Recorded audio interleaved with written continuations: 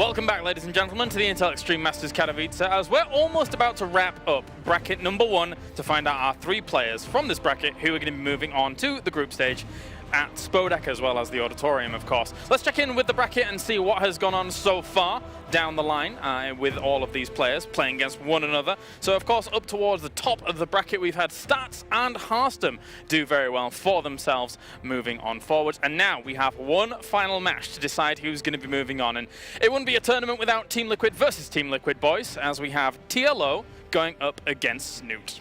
Yeah, it's going to be a fun match, and that prediction that IEM Katowice was teasing me about, just a couple of best of threes, is actually looking pretty good right now, James, because I believe 2 of my guys have already qualified, and the other one was 1 best of 3 away. But it's not going to be an easy one, not at all for Snute, especially when it comes to a Team Liquid KO, as we say, and they recently had a boot camp together as well, and we know that like Jens and TLO are absolutely not guys that would hold back by the idea of maybe I will play this guy soon, so I'm not going to tell them everything. No, they are an open book to each other. So it's obviously going to be kind of a weird series. A lot of mind games will be involved, but it should be a fun one. Yeah, obviously these 2 players know each other very well, Tasteless, but there's got to be a lot of mind games involved in terms of how well they know each other, especially going into a Zerg versus Zerg, potentially. Yeah, I feel like, and I don't want to discount how good TLO is at macro, because he's really good, but I do feel like you're going to have more of an edge the more you played with him and the more you've discussed the way the TLO looks at the game. Look, this guy has always looked at StarCraft II a little bit differently than anybody in the entire world.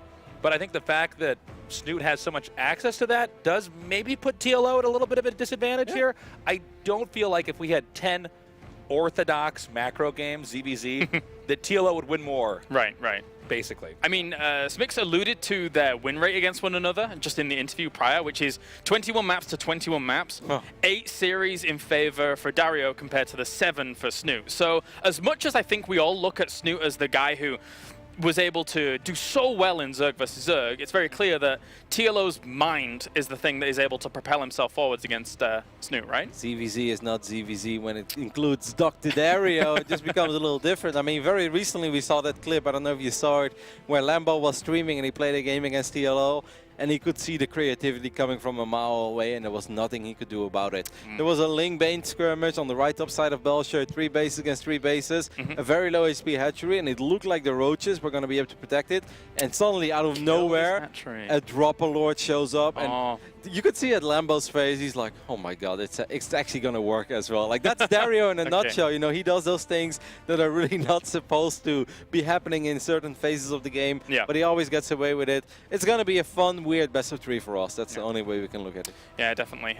We're just getting geared up to get ready into this series, as all of the players are getting into the lobby. Now, what's interesting is that bracket 2 has already begun, guys, so I can give you a few updates from that bracket. Uthermal went 2-0 against Lego, and then we have Daishi going 2-0 against Optimus so far as well. I'm sorry, Rotterdam. I'm not hurt.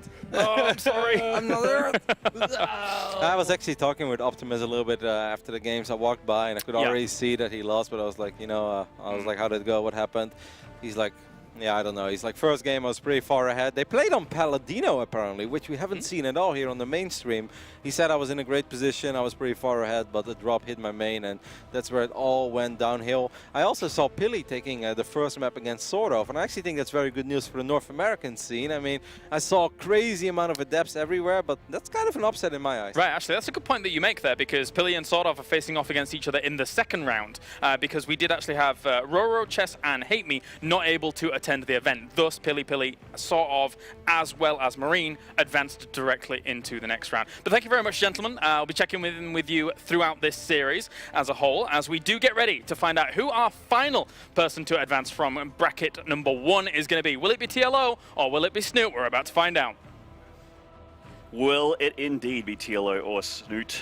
Team Liquid, Team Kill coming up here. What's up, Artosis? Are you excited for the ZvZ? I know you love the matchup. You know, I really do like ZvZ, and I gotta say, that's really cool that it's 21-21 in maps between these two. That's crazy. I didn't know it was actually that close. You always just kind of assume that Snute's winning against everybody, but that just makes it more exciting that this could absolutely go either way. Absolutely. Really, really tough to call this one. Some of the people at home probably have their guesses there. They're dropping it in Twitch chat right now. No doubt. And you know what? We're just going to have to see through the majesty of StarCraft. The 1v1, the best beautiful game in the whole world. It's going to have to go down here, and between these 2 players, It is just it's too hard to predict for me. I don't even want to say who's going to win. I'm gonna tip it to Snute actually. Okay. If I have to. If you twist my arm. All right. Well, I will twist your arm, but not while we're on camera.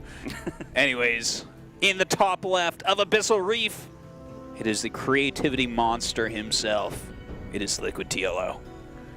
The Wunderwunsch.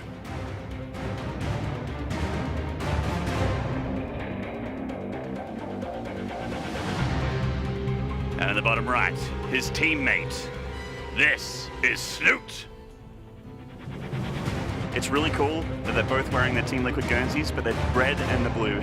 Yeah. The different colors, or pink, I guess. Yeah, they have all sorts of different colors. Yeah. And there's a lot of Team Liquid players coming in this weekend, and they're all wearing whatever, I guess, that they wanted to wear. Euthermal, I saw him. He's in the red one, or the pink one, whatever we want to call that color. So, speaking of Euthermal, sounds like he's doing pretty good in his bracket here. Well, so what do you think? I mean, you said that you tip your hat towards Snute a bit, but TLO has won more matches overall, even though the games are even. Yeah, he has. Is that all in Legacy of the Void, though?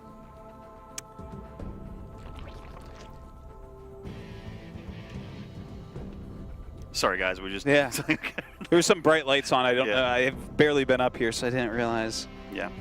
That was why there was that big awkward gap. Yeah. So I pose the question to you again. Is that all in Legacy of the Void? These segments? I do not know. Yeah. I think that it is, because I'm thinking back to the ZvZs I've seen them play in. It feels like they've definitely played a lot more than that over the 7-year history, or nearly 7-year history of this game. But, you know, TLO is still practicing hard, still really trying his best to put out those great results. Unfortunately, you know, even though he's been around for so long, oh my God, someone dumped their tires into the ocean. That's probably That's a so Terran would sad. have done that. It's definitely something that Terrans would do. Well, Protoss don't have wheels, and neither do Zerg, Well, right? that's the process of elimination right there. Well, I mean, maybe the Zelnaga do. I don't know. I haven't finished Legacy of the Void yet. Don't spoil it, but maybe they have wheels. Yeah, you just got to watch out for Space Satan. That's all I'm going to say about Legacy of the Void campaign. All right. Well, we'll see how this one goes down. TLO kind of expanding over there to the side in that third base location. And Bailing Nest coming up for both players. Yeah, mirrored builds here pretty much. A few more Lings on the way for Snute here versus TLO. Already has 4 on the floor here, and he's heading across the map right now. And Snute is getting ready for some aggression. A decent amount of Lings being pumped out at the moment, and with TLO's hatch kind of far away. Yeah, it's an interesting hatchery location for his natural here. He's sort of taken the where you generally see the third. Yeah. Like, did Snute actually scout the bases over there? I think he did, didn't he? Oh, yeah, okay, he saw the creep. He saw the creep. Because if he hadn't seen that, this could be almost a little bit more of a defensive play, but for sure it looks like he is going to be attacking, starting drones behind, so it's not a complete all-in. No, and the weakness of taking this third here is that the Queens can't come down and defend. You know, they can't walk down the main without that small amount of creep. There is one already here, but whatever pops out of that hatchery is basically going to be what's left to defend here. It looks like a nice Baneling pick off there. We just saw a switch from camera. And Snute's in the main with a lot of speedlings. Yeah, he is on top of everything right now. Bring the Banes in as well. Oh my God, that Bane gets a pretty decent connection. The Queen's going to fall. A bunch of drones as well. That's Snute Baneling there. Oh my God, Snute is doing a lot of damage, but that was a good Baneling connect right there by TLO. Yeah, but he's dancing between these two bases, and there's one Queen here looking like at the natural of TLO, and these are a lot of hurt drones. One Baneling hit, that's a lot of drone kills here. And that one does connect, so oh my God. 10 drone kills, GG, and that is that. Snute wins game number 1. Okay, that was very fast and very furious. Too fast, too furious, I'd say. Oh, 7 fast, 7 furious. How many more can we go? I don't even know what the 7th movie's called, man. Yeah, no, I don't either. I think it's Furious 7 or something. That was Fast and Furious Tokyo Drift right there, if you gotta ask me. But no, that's too bad. Like, TLO kind of expanding to a weird place. I was kind of like busy talking to you and figure out how to turn out the lights, so I didn't, why did he expand there? I don't know, because it's actually really easy to scout, because if your Overlord doesn't see Yeah, Zerg have Overlords, right? Exactly. And they fly, and like, it doesn't cost you anything to send them to see. But yeah, I guess, if Snute doesn't see that there, he thinks it's one base all in, and TLO can get an edge in that way. But that gives Snute multiple places, multiple angles to attack from, and it's a lot harder to actually defend in spots like that with Ling Bane. So. And TLO did have his own Banelings to defend, but they seemed like they were at the third, and he wasn't expecting them to go into the main. Yeah. Yeah. Well, there's so much surface area there, whereas the ramp, theoretically, you can have banelings at the top, and it's very hard to break through there. So I think I like kind of understand. But that's like almost a little mind game from Snute. It's like, okay, he should really be defending the third as much as possible. Maybe I can break that main ramp. That's right. A lot of gods here. See the. I know, right? Sort of a laser. Yeah, TLO and Snute. Oh my God, that is just a bunch of ladder killers there, tournament killers as well. Absolutely. Well, these guys have done well in their past. Arguably none more than these two. TLO and Snute have been around for a very long time. Snute has a lot of tournaments under his belt as well. Again, I have to bring up the case, considering here at Intel Extreme Masters Katowice, he is a grand finalist, going down to Polt. That's right. 2016. Yeah, that was just last year, in fact. Yep, this time last year. Yeah, fantastic run. We'd love to do that again. Of course, don't forget, if you win this, you just go straight to BlizzCon. Yeah. That's it. Right. It's like, the hey, Global Finals, you're making a ton of money, as well as, of course, a huge prize pool here. Yeah. $250,000. $250,000. Just process that. $250,000 is on the line here at this tournament with 76 players and 1 tasteless. And 1 tasteless. Oh my God. That's the best part, really. The players aren't here for the money. They're here for the GGs from tasteless, no doubt. Right. And we've had a few meaty GGs here so far at the very start. This is just day 1. No, it's going to get 5 crazy. days of meaty GGs at Tosis. Yeah, until the voice dies off. Well, we're going to go into game 2 pretty quickly coming up. Going to get that game going. And, you know, unfortunately, TLO's little kind of tricky mind game move there on Abyssal Reef not working out for him, giving us a ridiculously fast game 1. But hopefully we can see him rally back here. Yeah, looks like the entire world, possibly all the streams here, are in the lobby for game number 2 on Cactus Valley. Thank you for that over-the-shoulder shot there. Production doesn't mean we know what map's coming up. All right, Cactus Valley. This is a big one, so this definitely could get into quite a nice macro game. Of course, sometimes you see mind games on like a big 4-player map like this where you just rush anyways because your opponent will be greedy, but we'll see, guys. Here we go into game number 2. Next door neighbor, teammates, going to go down here. And currently, against the ropes in this series, this is TLO.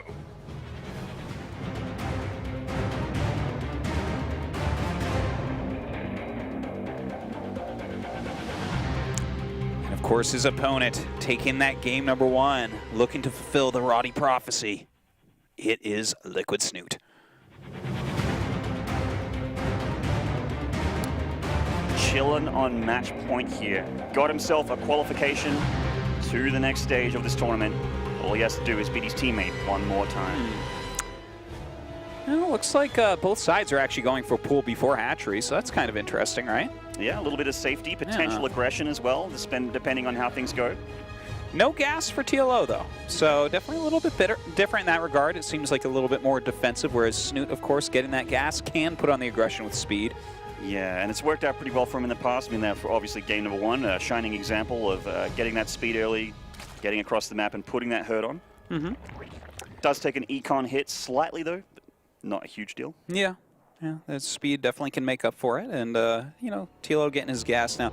I don't think anything crazy is going to happen early on, to be honest. And one of the weird things about Cactus Valley, even though it's like such a big kind of macro map in a lot of ways, all the chokes are so small that you try to attack. It's kind of like Abyssal Reef in that regard, where it's very hard to actually kill someone with roaches here. Yeah, and a lot of ambush high grounds as well, to be able to have those concaves ready for the unsuspecting opponent that just tries to barge on up there. And, you know, it's a 4-player map, so quite big, potentially huge rush distance. They did get the closer spawns here. So, I mean, as this goes a little bit later, that's kind of a funny thing for these two matching up because, you know, at this point it's almost like a meme that TLO is creative, right? But it's true. He definitely thinks about the game a little bit differently than most people. He's earned that moniker, I feel. He has. And I give +1 TLO to that thought of yours. I'd up TLO there. Yeah. Sure. But the thing is, you look at like a very late game ZvZ, right? And then you think about, okay, the mechanics of Snute are really fantastic. He's so good in these late game macro games. But then again, that's where a lot of weird stuff can occur as well and where creativity can really pay off because there's so much going on. So maybe that's a place where TLO can fight back as well. That's right. And they've got a big flood of lings here. 10 on the way. Speed just about to finish. Baneling Nest done for Snute. Baneling Nest coming up right now for TLO. Absolutely no Zergling speed. So it makes it a lot harder to defend. Yeah, I mean, the banelings are definitely a thing that I feel is very nice for TLO here, to have those banelings to be able to defend, because they are the main thing. He's not going to be able to have the ling count that Snoot's going to have here. And he's going to have to rely on the static defense of his queens to body block that ramp, and for his banelings to get those juicy hits to keep his natural alive. Ooh, a little bit sloppy losing a drone right there. In fact, a second drone going to go down as well, I think. Trying to make this spine in a really clever position. Has those queens as well, so he should be able to hold. Ooh, yeah. And is that another drone going down? So a couple drones and the spine falling. 3 lings get in. Shouldn't really get too much done, though. Yeah, not really. They're coming in here and just seeing what's up. They should get cleaned up. A bit of damage done by Snute. Ooh, that's a little bit painful. He actually needs to clear those up right away. Yeah. Seen plenty of games where those turn into Banes, man. You have to hunt them down. But absolutely. That speed upgrade, it's a little bit annoying, and he does get the scout off on layer. A very fast layer here for TLO. Yeah, good scout off. I saw the Roach Warren get dropped there as well on the way out. And Snute deciding to go for the third hatchery, and TLO obviously knows all about that. He does have his Overlord there, parked over that third, is aware. But there's not a whole lot TLO can do about it, and Snute knows that. No, in fact, you know, TLO just canceled the layer. So this is another level of mind game that he's playing right now. Being creative again. Yeah, he really does not want these lings to get up into the main base, but he sees the extra gas too, which kind of points towards the layer not being canceled. So this is like a pretty good mind game, I would say, overall by TLO. Yeah, and Snute didn't go up into the main, so it's working so far. See if it pays off for him. Snute just going for a very regular follow-up here, just getting for a lot of roaches and going for looking like he wants to go for a timing here with these roaches popping out. 10 roaches on the way. Absolutely going to go for a big attack here. A lot of roaches, a lot of lings. Looks like he probably thinks right now that he's going to be playing against mutas, and thus is kind of preparing for that, right? You want to hit before that Spire is done, force him to make units, force him to turtle up and maybe do some damage, but TLO is making nothing but roaches himself, and he does have that +1 attack on the way. That's right. So his roaches are actually going to be slightly more powerful than Snoot's. I mean, they do have a bit of time to get over there because they don't have glial reconstitution. It's just slow roaches. And if TLO doesn't overextend, I feel like he's going to be in an alright spot. I mean, these roaches, he wants to fight them off creep here with his queens already all the way out here chasing an Overlord.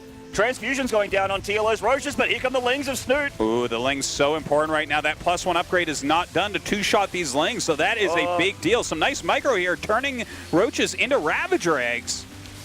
And that one does get taken out before turning into a Ravager. Looks like Snoot starting to bully back here. He has his own Ravager join the battle, and 22 more Speedlings on the way here for the Norwegian Zerg as he starts to press the issue here. Oh boy, TLO having to pull so far back at the moment. Luckily, we're so close to his base that I think he can hold this off just with his reinforcements being so close, but like Snute just has the advantage here. Don't forget he has his third base. Absolutely, and TLO's doesn't have that third at all. The Lings coming in to reinforce, and that makes things pretty hard if you want to, attack move with these roaches. They're just hitting Lings instead of roaches. Speaking of, the Roach Warren is taken out here by Snute, and he's just going to leave. Oh man, that Roach Warren being killed is a killer as well. Let's not forget, TLO never got Zergling speed, so it's not like he can just start making Zerglings to help out this army. You got another Roach Warren here for TLO. Has to make that replacement and getting that wall off because a Ling Flood could kill him, and Snute knows this. He's going to try and go for it. Oh my god. Oh, he can get the other Evo. I think the Creep Shooter might have been in the way or something. Yeah, this is rough because he queued it up, and then for some reason it did not occur, and now he's getting surrounded. This game could end very quickly with this huge Ling attack. I think you might be right, Artosis. I don't know how he's going to deal with this. He doesn't have his own roaches. The roaches that he does have are going for attack, and Snute is all over this like flies on poop. Done. Wow. Yeah, no, you're very right about that. And GG is called. TLO unfortunately falls in 2 very fast games to his teammate Snute. Yeah. He has GG, but they're just having a chat here. They're next to each other in the booth with a separator. So, and no love lost between these two. Big friends, teammates, brothers in arms. Yeah. But there can be only one. This is StarCraft. That is true. Well, unless one of them went through the winner bracket. But, Snute wins. I think a lot of people were expecting this anyways. Snute, Hearthstone, and Stats being kind of the favorites of the group. And at the end of the day, they do get out. Snute had kind of a hard run, but some solid games there at the end. And unfortunately, the mind games that TLO tried in both games just absolutely backfired. Yeah, Snute just really kind of crushed him in that series. If I'm honest here, it was very one-sided in both games. Really made, all of his decisions were correct. That's basically what StarCraft looks like when you make all the correct decisions. No, totally. Like attacking immediately up the main ramp in game number 1 was fantastic, and then just the fact that he went into units, he's like, okay, are you going to base Muta? I guess I'll just like kind of make some units and put some pressure on here, and unfortunately for TLO, that caught his move out. And that is going to be it for TLO in this tournament, and Snute moves on, and we're getting in the next qualifier group. But guys, I'm going to take a short break here, but don't go away. We're going to go with the boys in the panel straight afterwards.